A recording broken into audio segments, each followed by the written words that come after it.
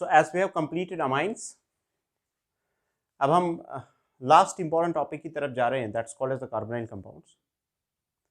और carbonyl compounds में सबसे पहले हम डिस्कस करेंगे कार्बोक्सिलिक एसिड्स, और उसके बाद हम डिस्कस करेंगे aldehydes and ketones, there reactions. और साथ ही साथ जो कुछ लेक्चर्स अगर आपको कोई लेक्चर जो है वो पिछला छूट गया है तो उनको भी मैं इन्हीं दिनों में अपलोड करूंगा। तो आज हम डिस्कस करेंगे कार्बोक्सिलिक एसिड्स। तो कार्बोक्सिलिक एसिड्स में सबसे पहले उनकी प्रिपरेशन और उसके बाद प्रॉपर्टीज। हमने ऑलरेडी उनका नॉमेनक्लेचर जो है वो कंप्लीट किया है। Now we will be starting first with the preparation of carboxylic acids using different methods. और उसमें से आपने कुछ मेथड्स जो है वो ऑलरेडी पढ़े हैं। मैं थोड़ा बहुत उनको रिवाइज करके जितना भी उसके बाद वाला टॉपिक होगा, जो भी इंपॉर्टेंट कंसेप्ट्स होंगे, वो आपके सामने यहाँ पे डिस्कस करूंगा। तो सबसे पहला जो है preparation of, we will have the discussion on carboxylic acids. Carboxylic acids, और इसमें से सबसे इंपॉर्टेंट जो प्रिपरेशन है इनका, that is by oxidation, by oxidation method. Oxidation method पहले हम यही डिस्कस करेंगे कि कार्बोक्सिलिक एसिड्स को हम ऑक्सीडेशन मेथड के थ्रू कैसे प्रिपेयर कर सकते हैं। देखिए, ऑलरेडी मैंने in the chapter of alcohols जो है वो डिस्कस किया है। आपको अच्छी तरह से याद होगा, I have discussed controlled and uncontrolled oxidation. हमने अल्कोहल्स के केस में जो है अनकंट्रोल्ड ऑक्सीडेशन डिस्कस किया, जहां पे हमने KMnO4 in presence of H2SO4 use किया, K2Cr2O7 in presence of H2SO4 use किया, और डाइल्यूट नाइट्रिक एसिड का भी यूज किया। और उसके बाद मैंने आपको शायद ये भी टेक्निक दी थी उस टाइम पे कि अगर आप क्रोमियम का साल्ट एक्वस मीडियम के बगैर यूज करते हो तो उस टाइम पे कंट्रोल्ड ऑक्सीडेशन होती है। और कंट्रोल्ड ऑक्सीडेशन होने का मतलब यह है कि वहां पे आपको या तो अल्डिहाइड बनेगा या कीटोन बनेगा, जो हमने वहां पे डिस्कस किया था, और जो हमें preparation of aldehydes and ketones में भी यूज करना है। तो अभी हम डिस्कस कर रहे हैं ऑक्सीडेशन मेथड जो है, जिसको मैंने ऑलरेडी डिस्कस किया है, that is uncontrolled oxidation of alcohols, which has been already discussed. So पहला वाला पॉइंट जो है, दैट्स अनकंट्रोल्ड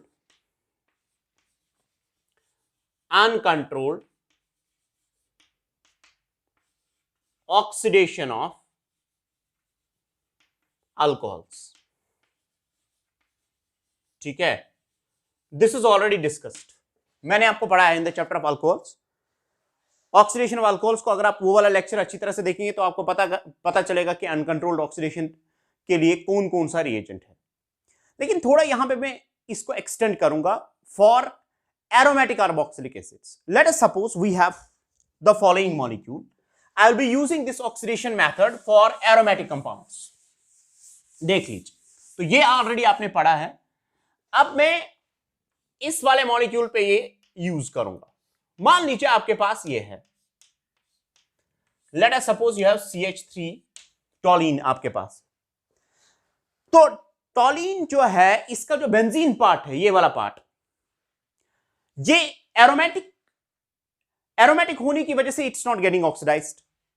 लेकिन अगर टॉलीन पे अगर आप ये मिथाइल ग्रुप देखोगे, इसको आप ऑक्सीडाइज कर सकते हो by using KMnO4 in presence of KOH। यानी अगर आपने अल्कलाइन KMnO4 यूज किया,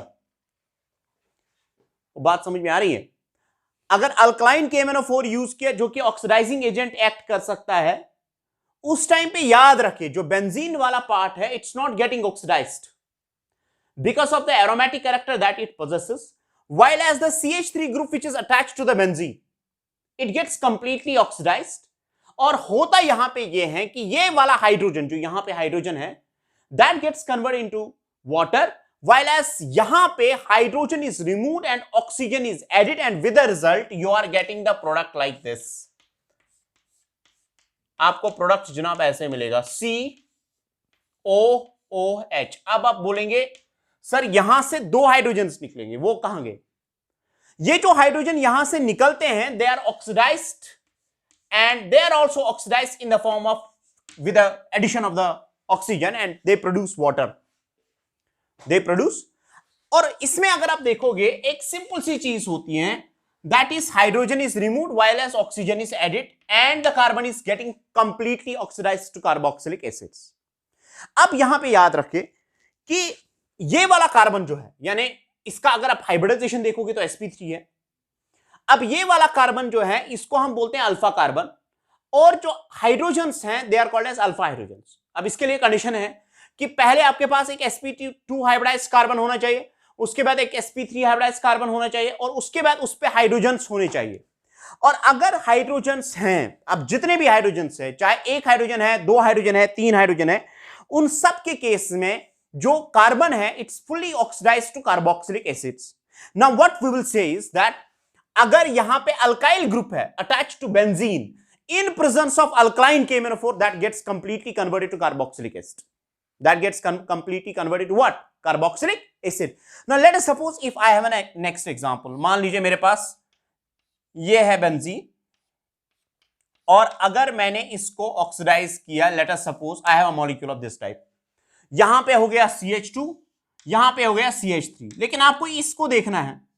देखिए अगर इस कार्बन के पास एक भी हाइड्रोजन है और अगर आप इसको ऑक्सीडाइज कर रहे हो KMnO4 in presence of KOH, that's alkaline KMnO4 के प्रेजेंस में अगर आप इसको ऑक्सीडाइज करते हो, तो जाहिर सी बात है यहां पे जो है कंप्लीट ऑक्सीडेशन होगी, यानी अगर चेन कितनी भी बड़ी होगी वो सारी की सारी उड़ जाएगी, और यहां पे सिंपली आपको कार्बोक्सिलिक एसिड ग्रुप जो है वो ऐड करना है। इसका मतलब यह है कि आपको मॉलिक्यूल में ऐसे प्रोडक्ट मिलेगा, you will get the product COOH। अब यहां पे देख लीजिए होता क्या है, अगर आप इसको देखोगे यहां पे H था, एक हाइड्रोजन था, और यहां पे C था, और यहां का C जो है that gets converted into CO2 while as remaining hydrogens which are not present there are getting converted into what we say as a water.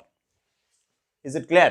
तो इसका मतलब है कि ऑक्सीडेशन KMnO4 करने के लिए, यानी इसको ऑक्सीडाइज करने के लिए मिथाइल ग्रुप को या अल्काइल ग्रुप को जो कि बेंजीन पे है उसको कंप्लीटली ऑक्सीडाइज करने के लिए it must possess single alpha hydrogen, it should possess at least 1 alpha hydrogen. अगर इसके पास अल्फा हाइड्रोजन नहीं होगा, अगर मान लीजिए आपके पास ये वाली एग्जांपल है, अगर इसके पास अल्फा हाइड्रोजन नहीं है तो उस टाइम पे क्या हो सकता है देख लीजिए। If you have like this, late us suppose if you have a molecule of this type, यहां पे आपको कोई अल्फा हाइड्रोजन नजर आता है? नहीं। यहां पे कार्बन है, यहां से CH3 है, यहां से CH3 है। तो अगर आपके पास अल्फा हाइड्रोजन नहीं है, यानी अल्फा कार्बन तो है लेकिन अल्फा हाइड्रोजन नहीं है, और अगर आप इसको ट्रीट करोगे KMnO4 in presence of KOH, तो यहां पे जनाब इसका ऑक्सीडेशन नहीं होगा, क्योंकि ऑक्सीडेशन होने के लिए अल्काइल चेन का होना जरूरी है। नेक्स्ट कंडीशन, इसके पास एक अल्फा हाइड्रोजन होना जरूरी है। अगर अल्फा हाइड्रोजन नहीं होता है तो ऑक्सीडेशन नहीं होती है। ऑक्सीडेशन नहीं होने का मतलब है यहां पे ऑक्सीडेशन कुछ नहीं हो जाएगा। हां, अगर आप विग्रस ऑक्सीडेशन करते हो, बात समझ में आ रही, अगर आप विग्रस ऑक्सीडेशन कर रहे हो यानी हार्श कंडीशन यूज करते हो, तो तब जाके ये बेंजीन रिंग जो है वो ऑक्सीडाइज कर सकती है। Is it clear? सो यहां पे due to lack of alpha hydrogen there cannot occur the oxidation. So what is important for the oxidation is the presence of alpha hydrogen, while as the remaining carbons, चाहे chain कितनी भी बड़ी हो, remaining carbons are oxidized to carbon dioxide and the remaining hydrogens are oxidized to water.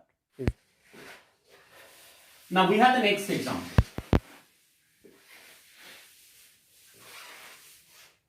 We have the next example of this type. Let us suppose आपके पास ये है,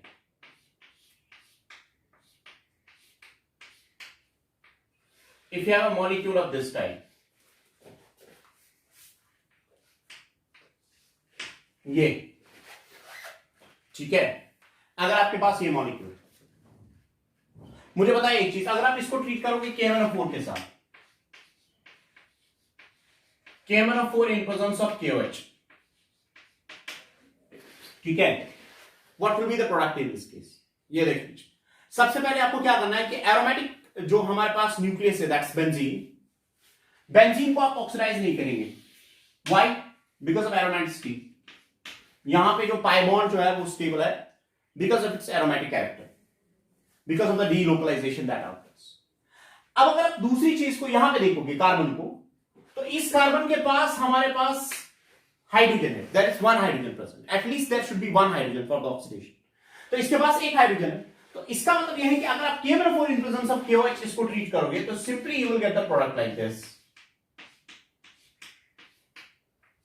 COOH plus plus ये वाला कार्बन और ये वाला कार्बन जो है it gets oxidized to twice CO2 and plus there will be the release of water. This will happen like this. ठीक है, तो यहां पे वाटर रिलीज हो। इसी तरह अगर मैं आपको नेक्स्ट एग्जांपल ऐसे देता हूं, अगर हमारे पास नेक्स्ट जो है, let us suppose if you have like this,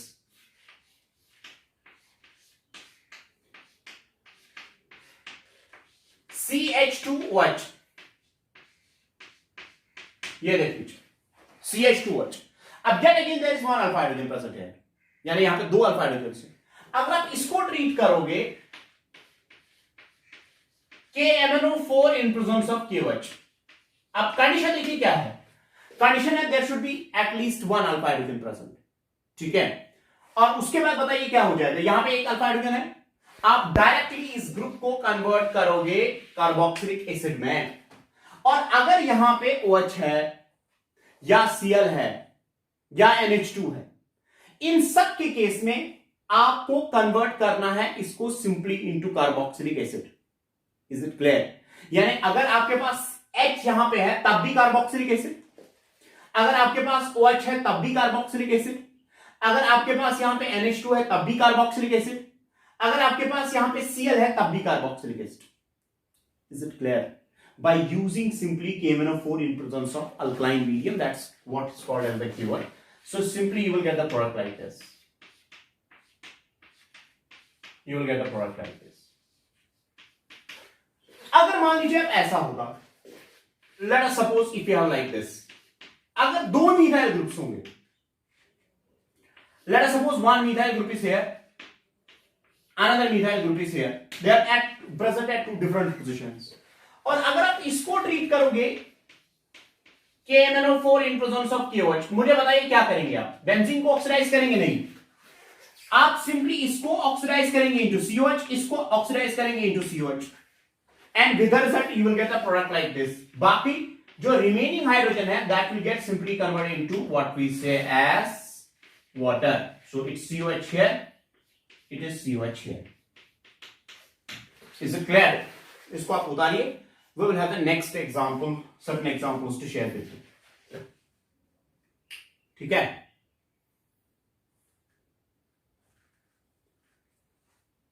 तो दो डिफरेंट पोजीशंस पे अगर मिथाइल ग्रुप हमारे पास है, चाहे ऑर्थो पे है, मेटा पे है या पैरा पे है, किसी भी पोजीशन पे, they are completely getting oxidised to what?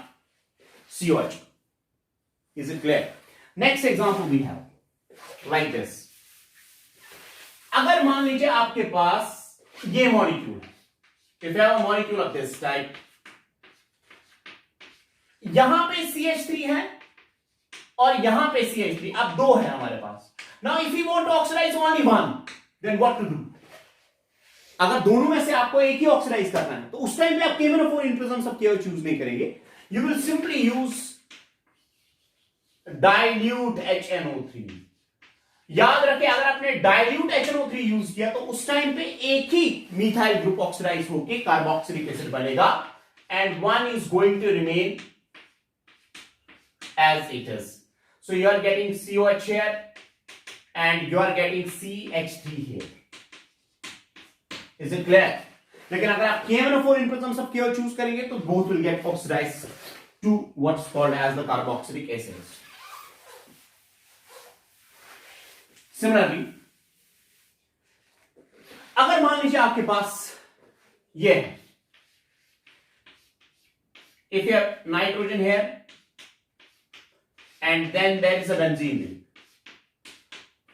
ठीक है। ऑलरेडी मैंने आपको बोला कि अगर आपके पास बेंजीन है रिंग है तो इट्स नॉट गेटिंग ऑक्सीडाइज्ड, लेकिन अगर बेंजीन रिंग के नजदीक कोई दूसरी रिंग है विच कंटेन्स हीटेरियो एटम,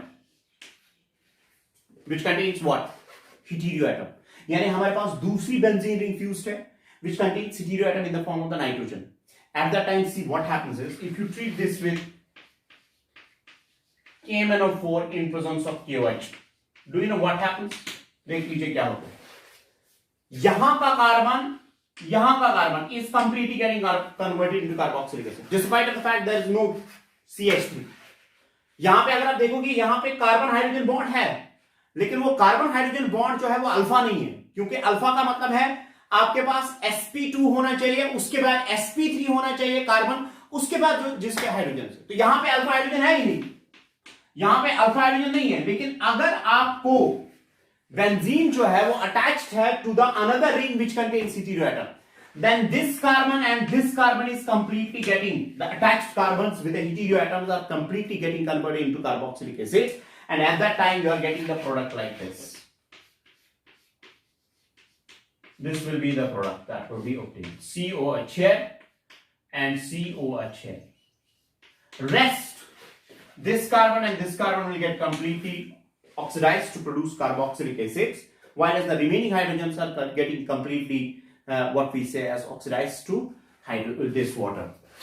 लेकिन एक और एग्जांपल हमारे पास है, अगर मान लीजिए आपके पास ये है, if you have two benzene rings, now one of the ring contains NO2 group, उनमें से एक रिंग जो है हमारे पास उसमें NO2 ग्रुप है, let us suppose this ring contains NO2 group, इस रिंग के पास NO2 ग्रुप, हमारे पास दो रिंग्स है, one is A another is B, ये याद रखो। अब अगर आप KMnO4 in presence of KOH use करोगे तो उस टाइम पे याद रखे ऑक्सीडेशन का मतलब है loss of electrons, loss of electrons वो करेगा ज्यादा जिसके पास ज्यादा इलेक्ट्रॉन डेंसिटी होगी। तो अगर आप दोनों में कंपेयर करोगे, इस रिंग के पास इलेक्ट्रॉन डेंसिटी कम होगी बिकॉज देयर इज NO2 का मतलब है विड्राइंग इफेक्ट, और अगर विड्राइंग इफेक्ट है तो इस रिंग के पास कम होगा, इस रिंग के पास ज्यादा होगा। तो इसका मतलब यह है कि ये वाला कार्बन और ये वाला carbon, benzene gets oxidised, benzene at that time gets oxidized, but the ring which does not contain electron withdrawing group, that means which is slightly electron rich, that gets oxidized, and with the result the product produced is NO2. Then there is the ring like this, and it's COH and it's COH here. So we are inferring that, ठीक है, the molecules which are electron donating, which have more electron density in the sense, ठीक है, या benzene ring which is electron rich, that gets more easily oxidized in comparison with a benzene ring if it's having less electron density, or in the sense if I will say that if it's attached with electron withdrawing groups. Now we have the next method.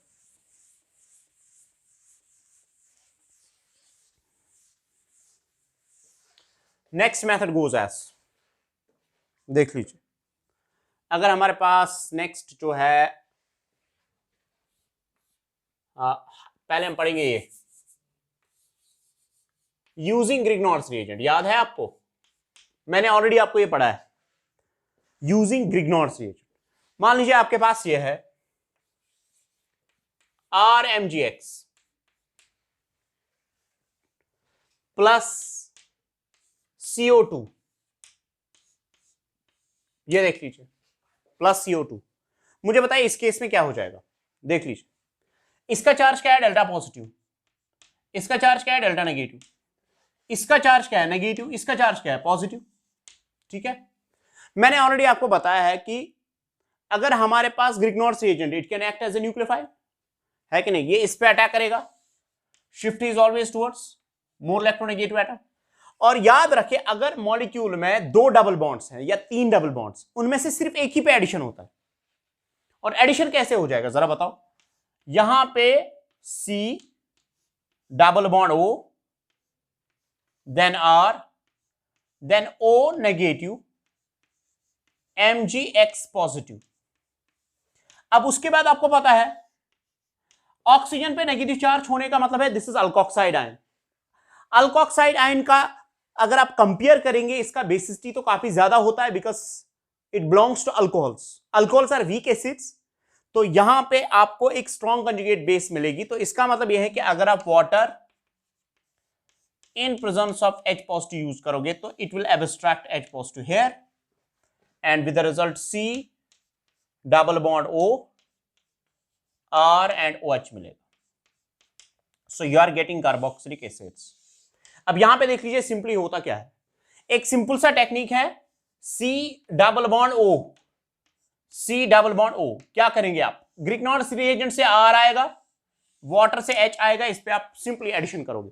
यानी आपको simply इसको R देना है, इसको H देना है, pi bond आप तोड़ेंगे और you will get the product like this. This is the product that will be obtain. तो अगर मान लीजिए आपके पास किसी एक मॉलिक्यूल में एक से ज्यादा डबल बॉन्ड्स होंगे तो उस पे आप RH एड कीजिए, पाई बॉन्ड तोड़िए, पाई बॉन्ड तोड़ने के बाद you will simply get the what we say is the 2 sigma bonds, and R is attached with C while as H is attached with O, and simply that's an addition of RH resulting in the formation of carboxylic acids. So I mean to say is that when carboxylic acids are treated with Grignard's reagent in dry ether, then hydrolyzed in presence of acid, what you will be getting is simply carboxylic acids. इसको आप उतारिए. We have already discussed this method earlier when I was discussing the Grignard's reagent. So this has been also discussed. Is it clear? उतारिए इसको.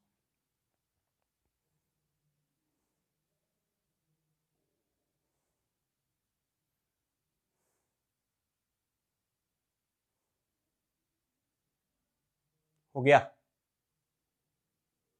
ठीक है.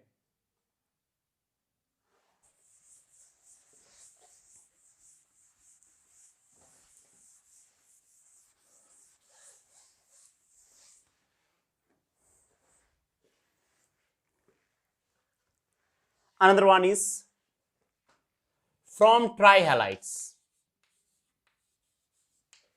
from gum trihalides.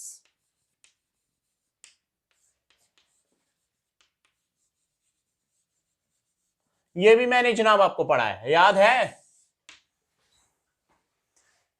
जब मैंने पढ़ाया था hydrolysis of halides, reaction of halides with what we says NaOH.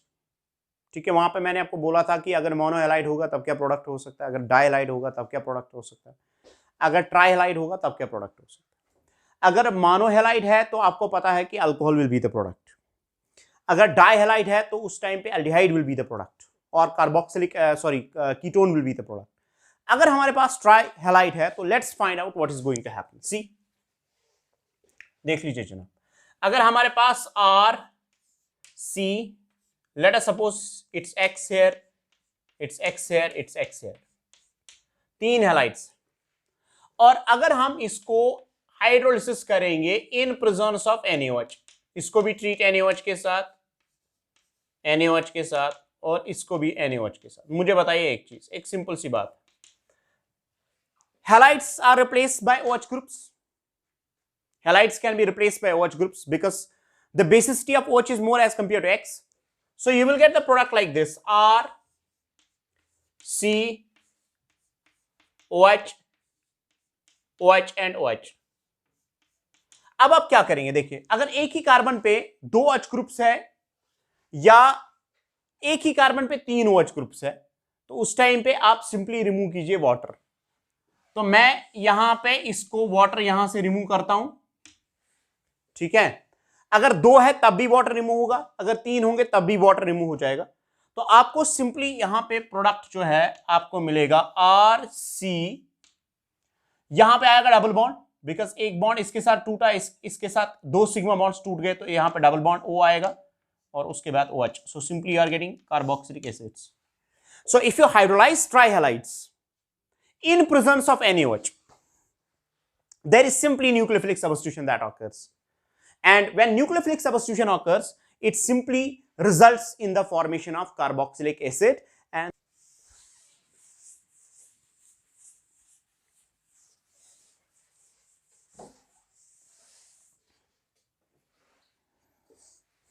another is from cyanides.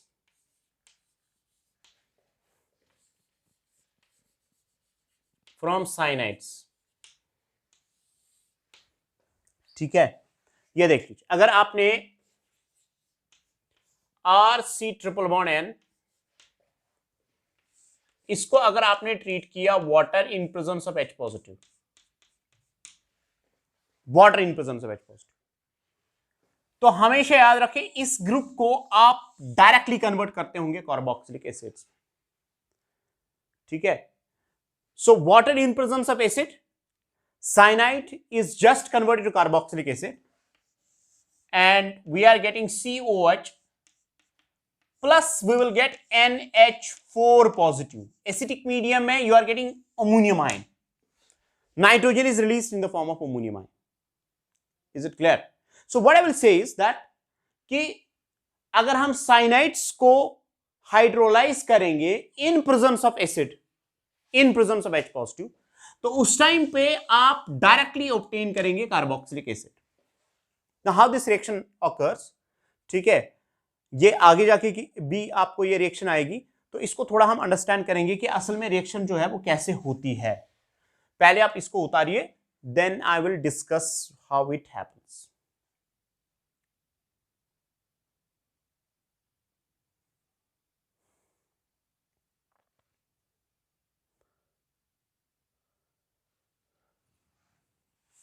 See how it happens. ये देख लीजिए,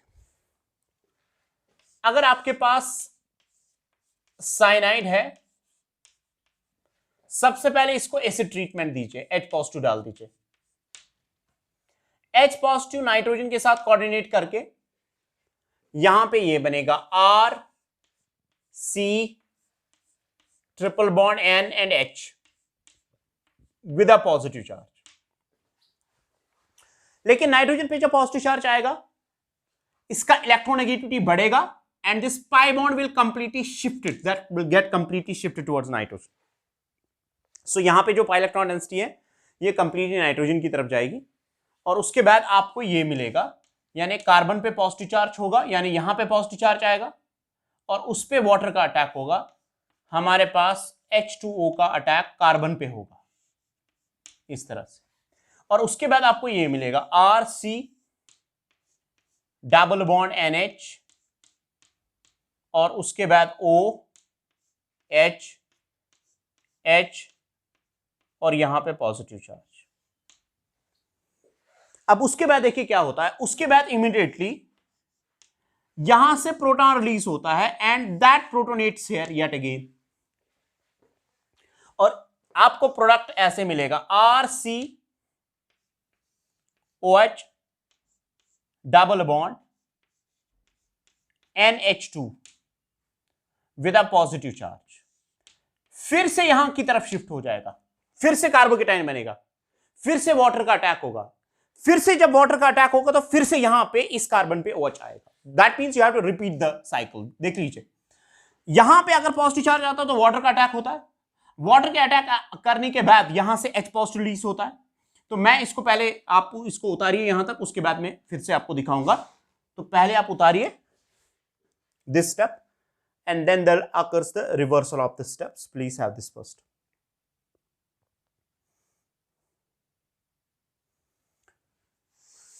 ये देख लीजिए, उसके बाद नेक्स्ट स्टेप में क्या हो जाएगा, वाटर का अटैक फिर से होगा,